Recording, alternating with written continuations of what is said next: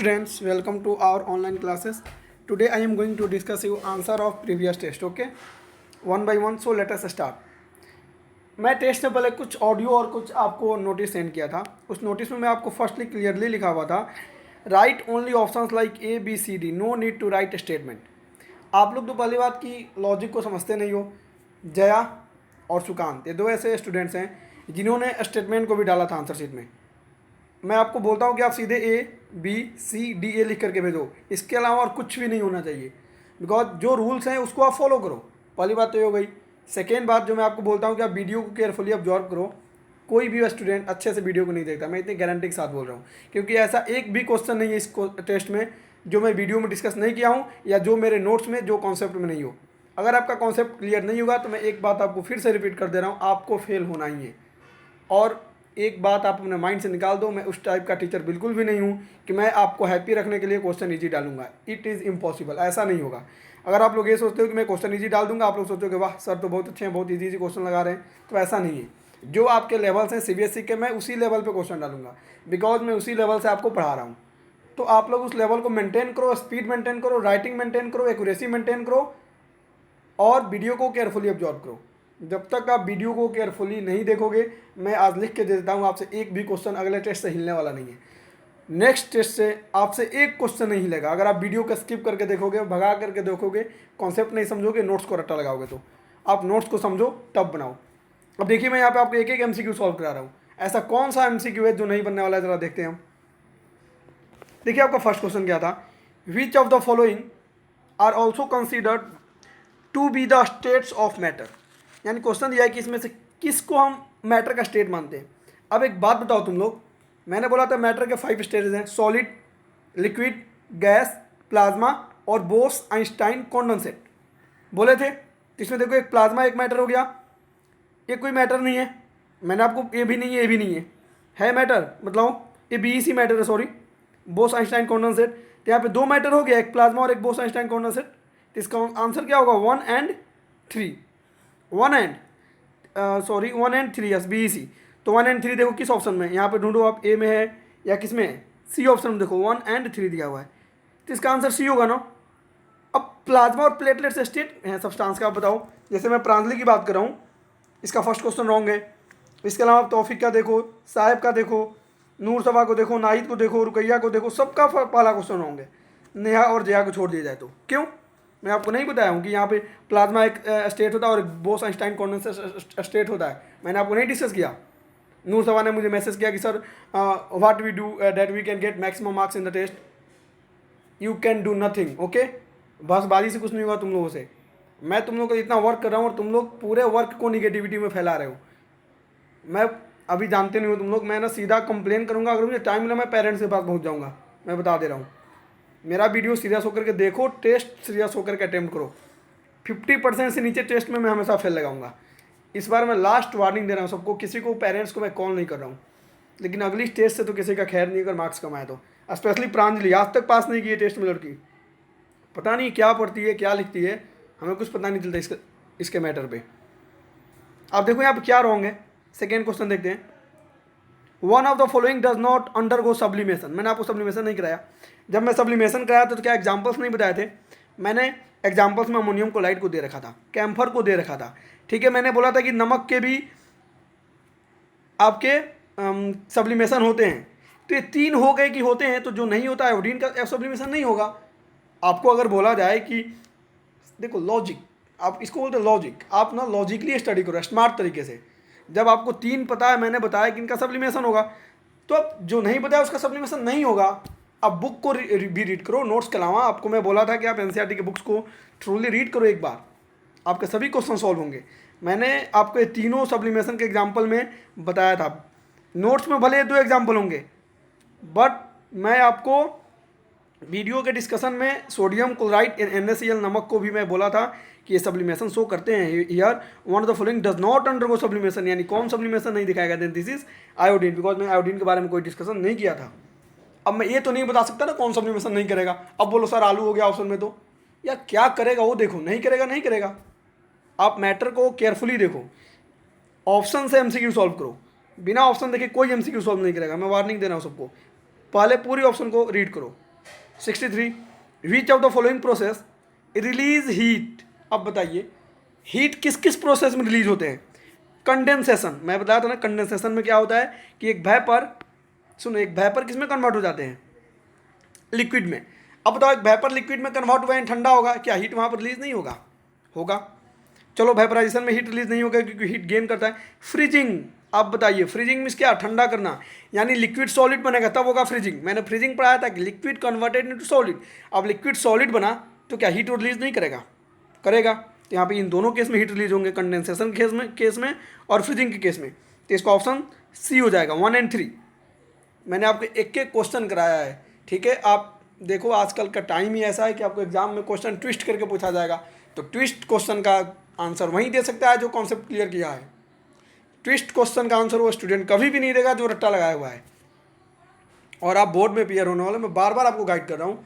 आप लोगों में ऊपर इतना वर्क क्यों कर रहा हूँ? Because you have to appear in board, so be careful, be attentive.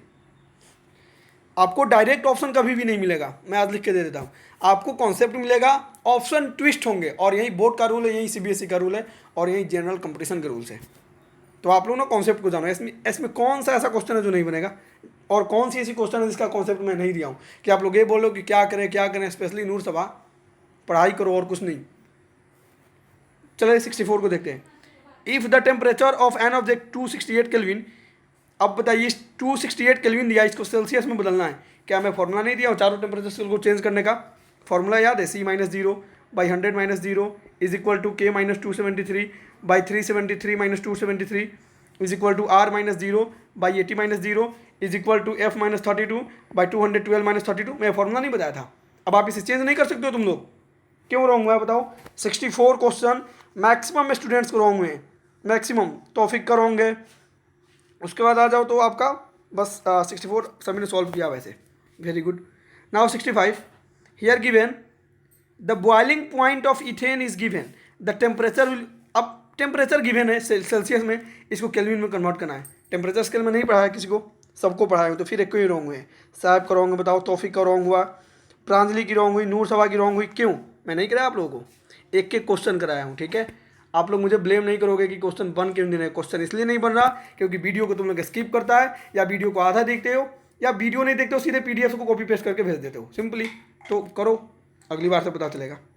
66, when heat is constantly supplied by a gas burner with a small flame to melt ice, then the temperature of ice during melting। 66 question देखो क्या दिया आपको, दे रहा है कि when heat is constantly, heat को constantly supply करते हैं गैस बर्नर में स्मॉल फ्लेम से आइस को मेल्ट होने के लिए। अब बताओ आइस मेल्ट होगा, समझो आइस क्या होगा? मेल्ट होगा, यानी सॉलिड से किस में कन्वर्ट हो जाएगा? लिक्विड में कन्वर्ट होगा। आप याद करो लैटेंट हीट, मैंने आपको बोला था जब हीट करें तो उसको हीट सप्लाई होगा। मैंने बोला था कि जब कोई सब्सटेंस अपना स्टेट चेंज करेगा, यानी एक स्टेट से दूसरे स्टेट में जाएगा, तो उसका टेम्परेचर कांस्टेंट रहता है। याद करो, मैंने लैटेंट हीट में कराया था इसको।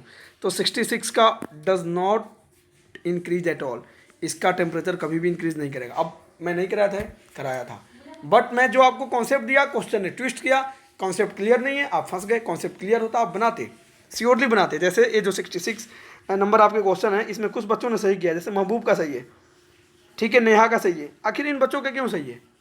बिकॉज ये फ्रिक्वेंटली स्टडी किए हैं। ये फ्रिक्वेंटली स्टडी की इसलिए सही है। ऐसा नहीं है कि मैंने नहीं कराया, मैंने सब कुछ कराया है A to Z। अब तो ऐसा नहीं होगा, मैं कभी भी ऐसा क्वेश्चन नहीं दूंगा कि जो नोट्स में दिया हूँ वहीं आए। इस अगली बार से और टफ क्वेश्चन सेट होगा। अभी तो मैं कम ट्विस्ट किया हूँ क्वेश्चन, अगली बार से और ट्विस्ट करूँगा। बनाओ, क्वेश्चन समझो, कॉन्सेप्ट समझो, तब बनेगा, अदरवाइज पता चलेगा। देखते हैं 67, when water at 0 degree C freezes. अब वाटर को फ्रीज कर रहे हैं टू फॉर्म आइस। अब बताइए, चलिए वाटर को हमने फ्रीज करना शुरू किया, यानी कि फिर से हम स्टेट चेंज कर रहे हैं। Then at the same temperature 0 degree C, then it will अब क्या करेगा बताइए। 67 क्वेश्चन क्या बोला आपको? वाटर को 0 डिग्री सी से हम ठंडा कर रहे हैं। अब ठंडा कर रहे हैं, किसी बॉडी को ठंडा करेंगे तो हीट क्या आएगा? हीट को रिलीज करेगा। हीट को क्या करेगा? रिलीज करेगा, बट टेम्परेचर रिमेंस कांस्टेंट। मैं बताया था हीट और टेम्परेचर में बहुत बड़ा डिफरेंस है। अब किसी को ये नहीं पता तो वीडियो देखो, तो इसका आंसर हो जाएगा बी, रिलीज सम हीट।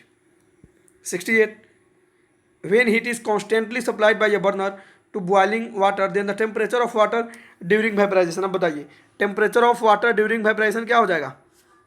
इस क्वेश्चन को आप समझिए, when heat is constantly supplied, जब हीट को हम कॉन्स्टेंटली यानी कि नियमित रूप से सप्लाई करते हैं एक बर्नर को वाटर को बॉयल करने के लिए, then the temperature of water during vaporization. अब बताइए वेपराइजेशन क्या होता है, जब लिक्विड वाटर जो है वो वेपर में कन्वर्ट होगा, तो इस केस में जब वो कन्वर्ट होता है तो क्या होते हैं, हीट इंक्रीज करता है, जब हीट इंक्रीज करेगा तब तो वेपर बनेगा, टेम्परेचर उसका क्या होगा, इंक्रीज करेगा तब वेपर बनेगा, और एक समय पर जाकर वो टेम्परेचर कांस्टेंट हो जाता है, first rise and then becomes constant.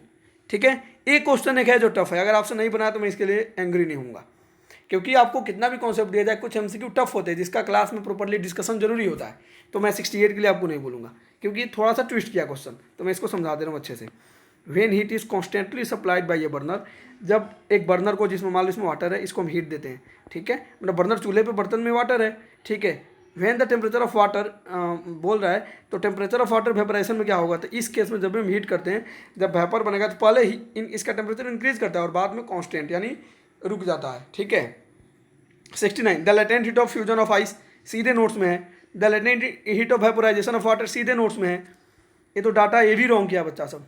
71 which of the following set of phenomena would increase on raising temperature, would increase, अब टेम्परेचर को बढ़ाने से क्या हो सकता है, देखिए डिफ्यूजन, इवेपोरेशन, टेम्परेचर बढ़ाएंगे तो डिफ्यूजन होता है, सही है, इवेपोरेशन भी होता है, कंप्रेशन ऑफ गैसेस, क्या टेम्परेचर बढ़ाएंगे तो गैसेस कंप्रेस हो जाएंगे, बताओ कभी नहीं होगा, क्योंकि मैं इंट्रोपी कराया था, इंट्रोपी याद करो, इंट्रोपी में क्या था, जब टेम्परेचर हीट होता है तो गैसेस की इंट्रोपी बढ़ती है यानी और दूर दूर तक फैलने लगते हैं, तो क्या टेम्परेचर बढ़ेगा तो गैस कभी कंप्रेस हो सकते हैं, नहीं, तो ये ऑप्शन रॉन्ग हो गया। ऐसे बनाओ एमसीक्यू ऐसे ही बनते हैं, ऑप्शन से खेलो, play with options, if you want to solve MCQ then firstly learn that how can we play with options, option से खेलना सीखो।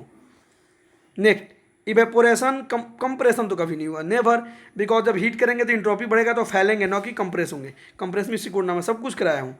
Third evaporation, diffusion and expansion, yes यही होंगे, इवेपोरेट करेगा, डिफ्यूज होगा और एक्सपेंशन फैलना, अभी इंट्रोपी देखो, तो सी ये भी क्वेश्चन में कराया हूँ, बट मैं कॉन्सेप्ट दिया हूँ, क्वेश्चन ट्विस्ट किया है, कॉन्सेप्ट क्लियर है तो बनेगा, नहीं तो वही होगा जो हुआ है।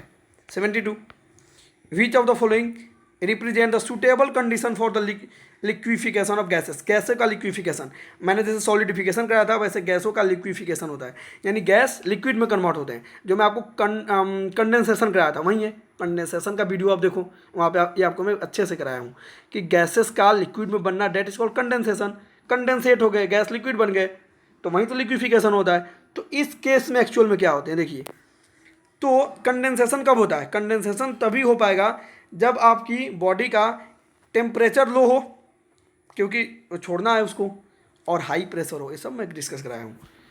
मैं आपको एलपीजी सिलेंडर के चूल्हे का एग्जांपल दिया था कि चूल्हे में गैस जो आपका सिलेंडर उसमें गैस लिक्विड स्टेट में होता है, लेकिन जब हम प्रेशर को कम करते हैं, प्रेशर को क्या करते हैं, रिड्यूस करते हैं, तो वह गैसियस स्टेट में आता है, किस में आता है, गैसियस स्टेट में, तो इसका उल्टा हो जाएगा, यहाँ पे गैस से लिक्विड में आना है तो प्रेशर को बढ़ा देंगे और टेम्परेचर को घटा देंगे, तो कॉन्सेप्ट है आपके पास, आप ऑप्शन से खेलो, आपका ऑप्शन आएगा, यानी 72 का सही हो गया। 73 आते हैं, during summer days water is kept earthen pot, यानी जो आपको सुराही वगैरह होते हैं, becomes cool because of phenomena, क्या मैं आपको नहीं कराया हूँ, वाटर उसमें क्यों कूल हो जाते हैं, ड्यू टू इवेपोरेशन, सुराही वाला केस में कराया था आपको, सूती कपड़े क्यों बनते हैं बताया था, मैं आपको एक एक क्वेश्चन करा दिया, फिर भी ऐसी हाल आप लोगों की। On converting 25 degree C 38 degree C 1 minute stay, हाँ, and 66 degree C to Kelvin scale, temperature scale convert कीजिए, फॉर्मूला आपको दिया हूँ। अब ये भी नहीं हो पाएगा, बताइए आपके मैक्सिमम बच्चों का 74 नंबर रॉन्ग है, महबूब का सही है, सुकांत का सही है, साहिब का सही है, तौफीक का रॉन्ग है, जिया का रॉन्ग, नेहा की सही, मतलब जो बच्चे अच्छे किए उनका सही है, यानी जो बच्चे वीडियो देखे हैं, जो बच्चों को मैं कल वेरी गुड बोला था, जैसे कि आपका महबूब हो गया, सुकांत हो गया, फिर शायद एक नाहिद थी, और one girl is also that is Neha, तो इनके मार्क्स क्यों आए।